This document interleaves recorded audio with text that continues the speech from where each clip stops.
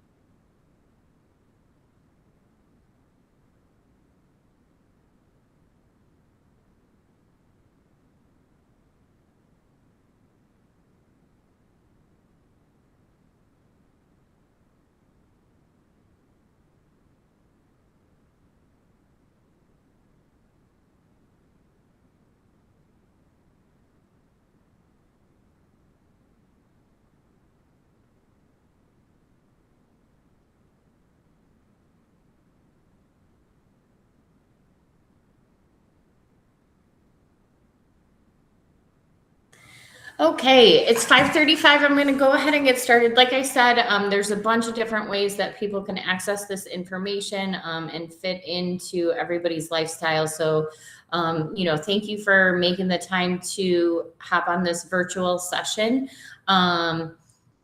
We are going to go through some logistics of the trip itself, the itinerary, and some expectations, talk through some of the things that are especially important to remember, and then I'll leave some time for questions at the end. So welcome.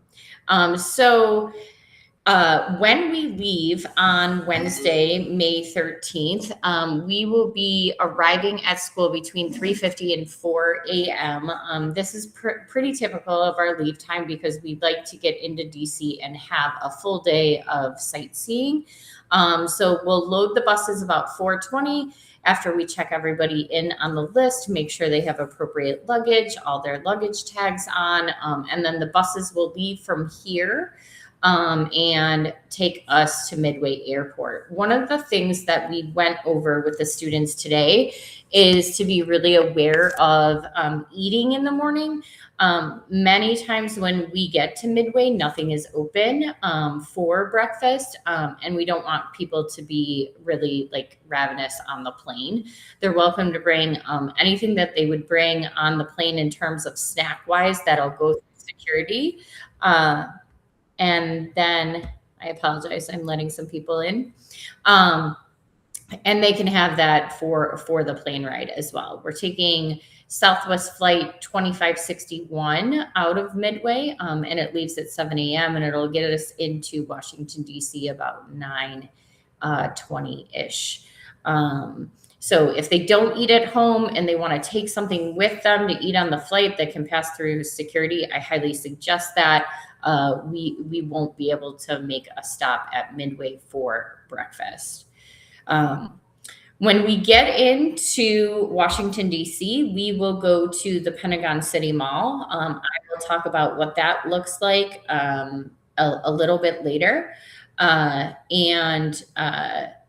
they will be able to, make choices there. The first day, I told the students as well, we are going to Arlington National Cemetery. And it is really important that they know it is a working cemetery and very stoic. And we want everyone to come in attire that would be appropriate for that. It is important. We're only there 3 days, so we will tour if it's raining. So if you have a poncho or a rain jacket, extra pair of socks, make sure those are accessible in their carry-on bags. I did see a question in the chat about the airline. Southwest is the airline provider. I know that United was on the itinerary that Deb had sent us. There was a little bit of a confusion. The updated itinerary has the Southwest flight. The flight number and timing on the itinerary are correct for the outbound flight. Her revised one, which is not the itinerary that Miss CV gave to the students, but is the itinerary that it was attached to the SMORE that was sent today, has all of the accurate information on it. So if you'd like another printed itinerary with all of those, I'm happy to provide it for you, but know that the PDF that was attached to the SMORE has the updated information on that. Okay. Arlington National Cemetery, we spend a number of quite a bit of time there. We see the changing of the guards. We have the wreath laid. We go and see a couple different grave sites, and we do a small tram tour around it. And then we're off to dinner. And then we go to Alexandria for a ghost tour that night. So it's a jam-packed day. We most likely will not get back to the hotel till about 9:30, 9:45. And we will assign them their rooms at that time, make sure that they're settled in, make any phone calls to parents. If you request them from your children or on that Google form that I sent out today, and we'll get to bed so that we can get up bright and early. Each morning, the wake up call from the hotel will start at 6:30. That does not mean that the kids have to get up at 6:30, but they should start moving because by 7:30 we want them down to breakfast. We'll have breakfast from 7:30 to 8:30 at Embassy Suites. Day 2, we go for our Capitol photo. That's a really quick photo of the whole entire class in front of the Capitol building. They'll be wearing their graduation t-shirts, which I can't believe I'm saying already. It'll be here before we know it. And then we'll be off to a day of seeing memorials. We see the Jefferson Memorial, Martin Luther King, FDR, the World War II Memorial, and we'll be in and on and off the bus. But we do travel as a whole group. So all of Ebinger's groups, no matter what bus you're on, we will all meet up at these same locations. And Deb and her partner, the docents that will be with us for the tour, will tell us all about these different places, what to look for. They make it interactive with the kids, give them like some special things that only docents know or people well versed in DC. So they do a really great job. Then after we see all those memorials, we'll be off to lunch. And then that day we travel to the Holocaust Museum and the National Archives. And then we'll end our day about dusk time at the Vietnam, Korea, and Lincoln Memorial before we head off to dinner. So that's a jam-packed day as well. Day 3, we do our U.S. Capitol tour. It does not include the White House. It really is the Capitol tour where, the legislative branch resides.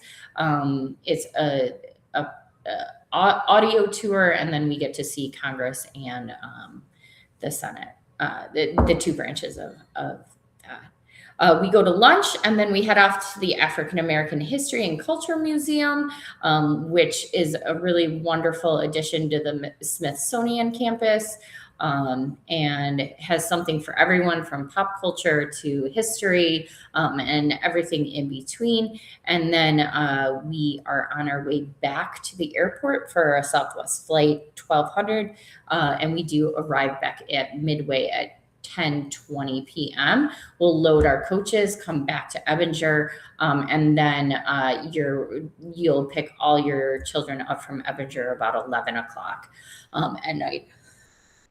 Due to the lateness of the hour, I do want to ensure that everybody gets home. So if you are going to partner with people and share the ride, please, that there's a part. I believe there's a portion on the Google form that asks like how your child is getting home, but we won't unfortunately be able to let anyone walk home at that time. They'll need to be picked up either by you or by a trusted adult that you give permission to. Okay. So basically every day looks pretty much the same. We wake up, like I said, at that 6:30 a.m. wake up call. The hotel will place that to the hotel phone. In each room. They have breakfast from about 7:30 to 8:15. We start gathering them up for the day's activities, and then we'll return back to the hotel about 9:30, 10 o'clock each night. I did tell the kids today, like, please, please, please wear your gym shoes. This is not a trip for fashion. I averaged about 10 miles of walking each day of the trip last year, and they will too. So make sure that, they have something that is comfortable that they can wear all day. It might be a little bit warmer. It's still a little far out for weather predictions, but we definitely want them to be comfortable. The very first day of the trip, the students, every kid's carry-on bag, so like your roller bag or something that would be put in the overhead compartment, will be placed under the bus when we come out of the airport, and we won't access that until we get to the hotel that night. So we told the kids today, anything that you'll need for the day should go in your backpack. Like if you need a small bottle of sunscreen or a hat or your empty water bottle that you filled after security, definitely those kind of things should be with them in a smaller backpack, like drawstring bag or backpack that they bring to school. Everything else will be under the bus and they won't be able to access it until we get to the hotel. Okay. So let's talk about our meals a little bit. Sometimes people have questions about that. Like, what if my kid's a picky eater? Like, is there something for everybody? So the great news is that we're staying at an Embassy Suites. I've stayed there before with Ebinger groups. This is my 4th year as principal and 4th year going on Washington, DC. There is going to be an omelet station and some hot made buffet style things. There's a cereal bar. There's also a toaster bar with like bagels and English muffins and toast. They usually also put out like oatmeal, yogurt, hard-boiled eggs, things like that. So really something for everybody. No one has ever complained about breakfast or not finding something that they need or want or is to their liking. So that's really great for us. All the chaperones, after we get the kids up, we will be down at breakfast as well, but they will eat on their own, mingle amongst each other. But we reminded them today that we will be sharing the hotel with other patrons. So, we know that they're all going to do an amazing job representing Ebinger in the best light. Lunch is probably my least favorite, but the favorite part for every 8th grader. We go to the Pentagon City Mall. It is a mall. We are there with other patrons. The children are issued a ticket each day that we go, and they can make the choice of a number of different restaurants that are in that mall. So there's everything from McDonald's to poke bowls, to salads, to I think there was a Kong dog there last time. But there is a variety of options. Sometimes the kids just eat the same thing every day because that's what they really love. Sometimes they branch out and try different things. But they usually have between 45 minutes and an hour to get their lunch, eat it with each other. Then, we all circle back up and go on the rest of our tour for the day. We ask the children never to travel in less than a pair, right? So that's going to the washroom, getting your food, going anywhere. And also, if there is anything that is concerning that they're doing in the mall, we'll ask us, but we don't anticipate that being a problem. We know that everybody is really excited about being together. This is a place where sometimes your children will use spending money that you give them. I know when my daughter went to her 8th grade trip, she didn't buy a Washington DC sweatshirt. She bought Sephora makeup. So just be aware of that. We don't restrict them from going to like Dipping Dots or different places that are on their sheet, but we do ask them to check in with us periodically while we're there for the 45 minutes. And we have a meeting space and all chaperones are present in the mall eating. And we also circulate the floors too. So we have 10 chaperones going with us, 5 Ebinger staff member, 4 of which are tied to the 8th grade. And then 5 Ebinger parents. So we have a pretty large group of people going with the 59 kids. So dinner, we have 2 dinner locations.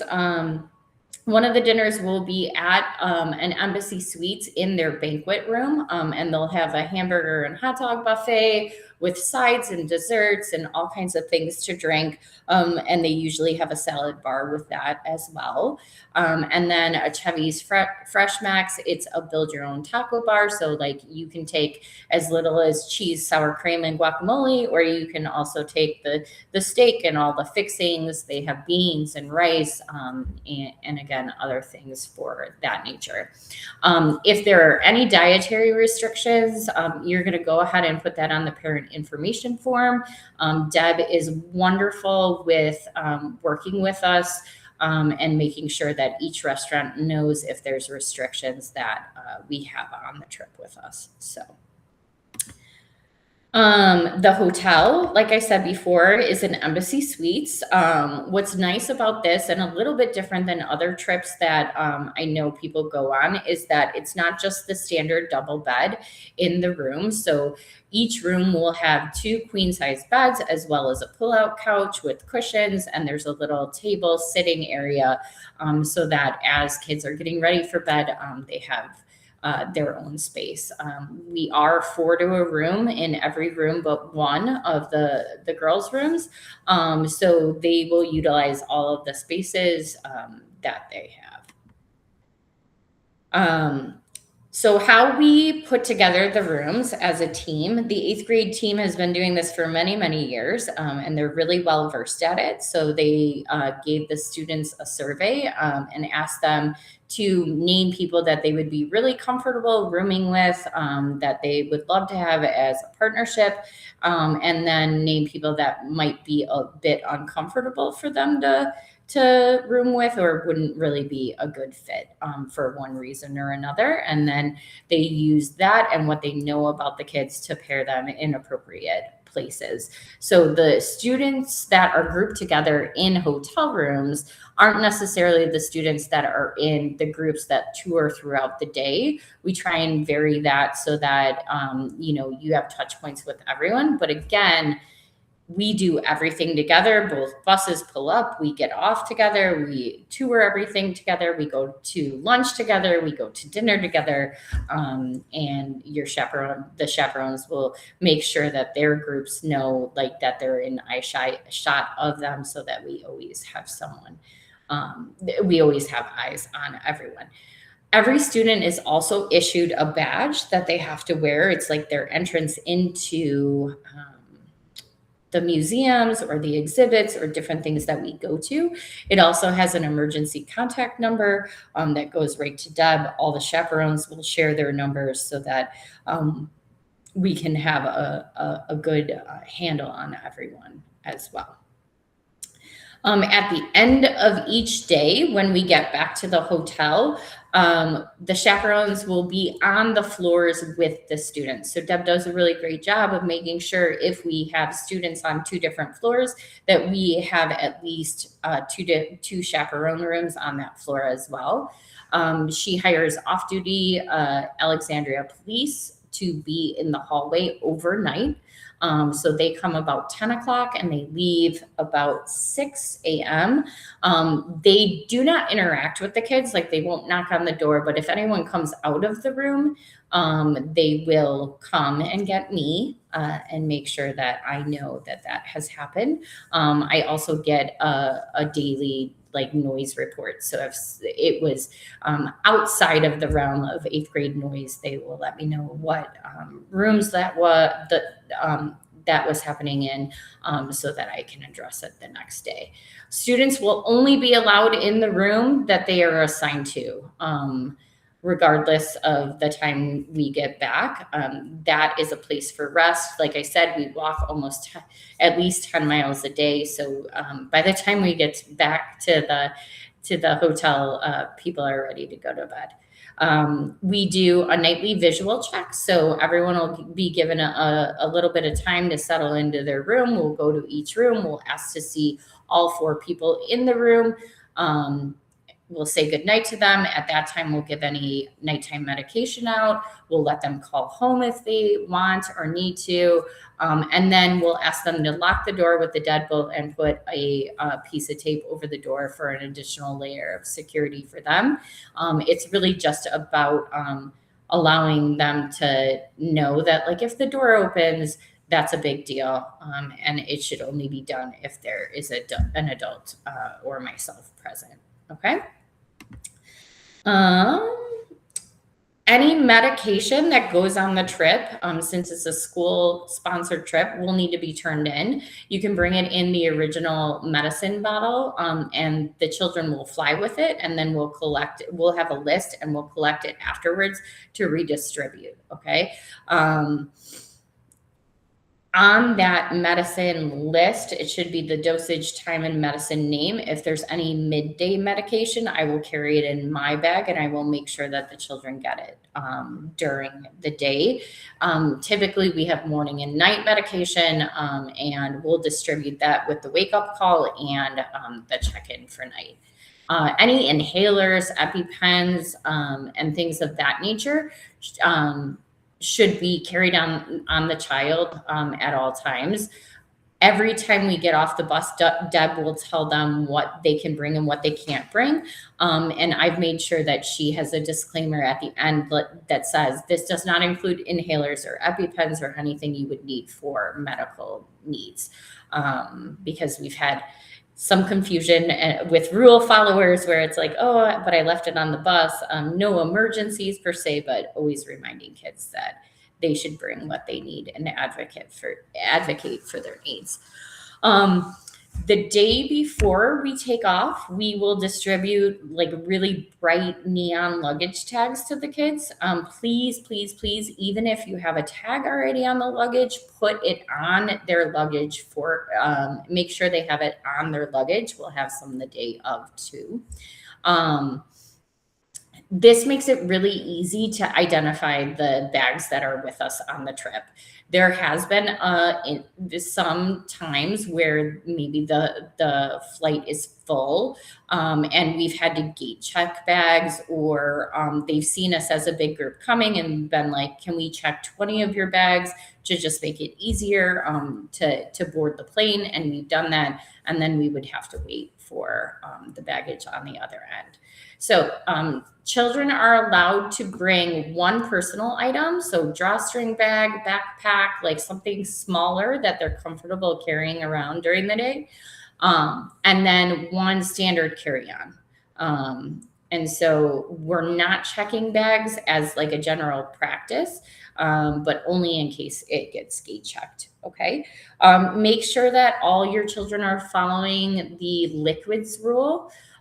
Because they will throw away liquids that exceed the capacity limits, and we won't be able to do anything about that. None of the students will need a real ID to fly, but all the adults will, or a passport. Since they are minors under the age of 18, they can fly with our chaperone group without ID. They will stop them at security, ask them their name, have them give them their ticket. They will be issued paper tickets, so it's a really good opportunity for them to show their maturity and their attention to detail. But if there's a lost ticket, they always reprint it at the gate for us as well. Graduation t-shirts are going to be distributed very soon. We got the boxes in today. Everyone should bring that t-shirt. I will also bring some extras for our Capitol picture on Thursday, May 14th, our group photo. So make sure that they have that. I did tell the kids today, Embassy Suites is great about supplying shampoo and conditioner and body wash if you're not picky about those things. So don't feel like they shouldn't feel like they have to bring all of those things with them. We are a non-electronic device school. So it was happened this way before me. It'll happen this way continuously. It is one of the best parts of the trip, not bringing cell phones with us. Last year, I was very happy with the parent population. Definitely listened to this information session, didn't send their kids with cell phones, but still wanted to know where they were. So they took an Apple tag or a tile that they had around the house and connected it to their kids. And I only know that because my cell phone let me know that I was being followed by 7 or 8 AirTags. So I understand the connectedness that parents feel to their kids, and maybe it's the first time that they're traveling by themselves, and I get that, but I do appreciate parents that find an alternative to meet their needs, but also abide by our rules. The only cell phones that will be on the trip will be the chaperones or those that are necessary for medical needs. And even then, like, it is just such a special thing for these 8th graders that have been together, some have been together for 9 years, to take a step back, take a pause, and connect with each other. So, there's a lot of conversation that happens in idle time, and it's exciting to see how they embrace it. There are 3 different ways that I'm going to communicate with you, the parents, while we're on the trip. So there is an app called GroupMe. If you want real-time, in the moment updates, like our flight has landed, we're going to MLK, we're done with lunch, please join the GroupMe. It's also in the s'more that I sent out today. There are 3 of you, 3 parents that have unsubscribed. I don't know if it was on purpose or on accident, but either way, I sent a personal email to those 3 people to resubscribe to s'more. So if you haven't gotten this information to your preferred email, please let me know. Like I said, the slide deck is in the email that I sent out today. This recording will be posted. I'll also send an Aspen email just so I make sure that everybody gets the information they need. But this will be very helpful. The last time we went to DC, our flight was delayed by 3 hours. There were tornadoes near the airport, and we were unsure if we were going to get out. So I was using s'more, and not everybody got that real time. So I'm trying to be more proactive about real time communication with parents. But each night I will also send a s'more summary of the day, some of the highlights of what we saw. And also there is a Google Drive folder that's been shared with every chaperone that's going on the trip. It was also in that newsletter that I sent today, but I will add your individual email addresses as a user of the group. And we will continuously, as chaperones, add photos to that folder. I want to be fully transparent. I try and get pictures of every single child in that folder. There are some very elusive 8th graders who do not like pictures, and definitely do not like them the way I take them. So I will do my best and my darndest, and I will say, like, your mom really wants, or your dad really wants to, or somebody really wants to see you in this Google folder, but I will not harass them or take pictures outside their will. So all of that to be said, we're going to try and get everybody in that folder. The students also will have access to it to download and keep those memories in places that they want to, and it really is just a great thing. All right, so I'm going to go to the chat first and see if we have some questions in there that I haven't answered. So the first ones were about the flight. Yes, Karen, I will share that. I will share this more with that email. I'm also going to go ahead and put the link to the slide deck in the chat for you guys so that you can access it. There you go.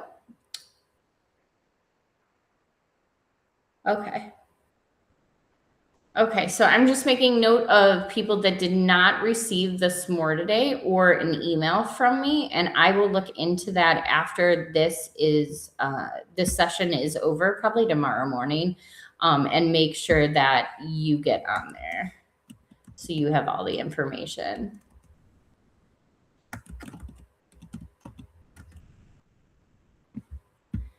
Any other questions? It's odd. Okay, I'll double check my list. I did just put in the people that were going, so maybe I didn't do it correctly, but I will send it over again. Will the students' bags be checked? So our plan is to not check any luggage. It really makes for ease in and out of the airport. Midway's security is much more friendly, student friendly than O'Hare's. But if they need to be checked, we will gate check them. Catherine, I'm not sure what you mean by searched. Other than the, we don't intend to search students' luggage unless there is a reason for us to look into something. That has never been the case in my experience with a DC trip. But like if we suspected, let's say that someone was drinking alcohol, like we would use the code of conduct in a travel situation and do that. But other than the typical security search, we won't engage in anything like that. And I don't anticipate it being the problem.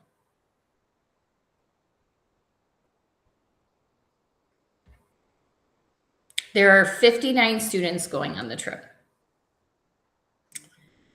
And everyone that stays behind also has a full day of field trips and like exploring DC and exploring, they're going to a nature preserve and talking about like indigenous people and things like that. So there will be a full day of instruction. Yeah, I apologize about the flights. Deb in the past has been really great with the information that has been provided to us. She took on another person and it seems like some of the details have been in question, but I'll make sure that that everybody has the flight numbers. Again, that group me will be a great way to communicate those things, like we're on the, we're boarded on the plane. Some of the kids were asking about where they're going to sit on the plane. And that doesn't often come up for parents because it's, an in the moment thing, but we do ask the kids to sit in the seat that they're assigned on their boarding pass. Southwest was a little different now that they, before we would board as a group, but now that they've moved to assigning seats, we will ask them all to sit in the seat that they're assigned for the flight manifest and for, boarding the plane. If we find that a student is sitting in the middle of two adults or two people that we don't know, we'll use the chaperones at that time to switch out that seat to a better location for the child. We don't want anyone to be super uncomfortable, and we are pretty good about doing that. The students will find out who they're rooming with in DC. They will find out their bus groups the morning of. We have spent hours looking at those things. We've done, I think, what is best for everybody. But again, everybody's together all day long.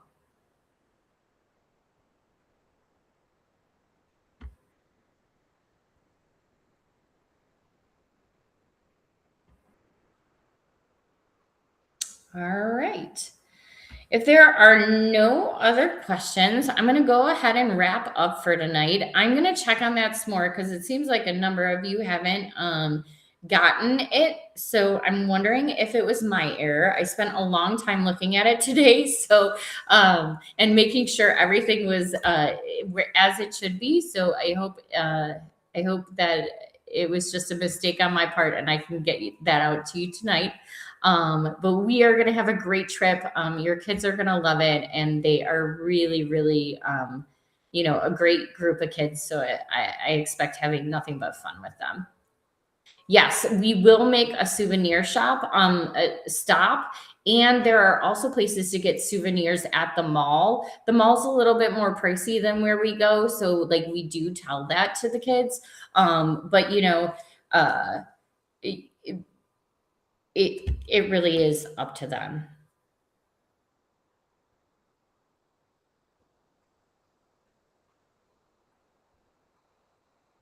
All right. Thank you guys so much. I will send the recording out. I will check on that s'more and, feel free to reach out to me if anyone has questions. I love this trip. It is a great time for the kids and such a good way to see DC. So, thank you for trusting us with them. And we'll all have a great time. So.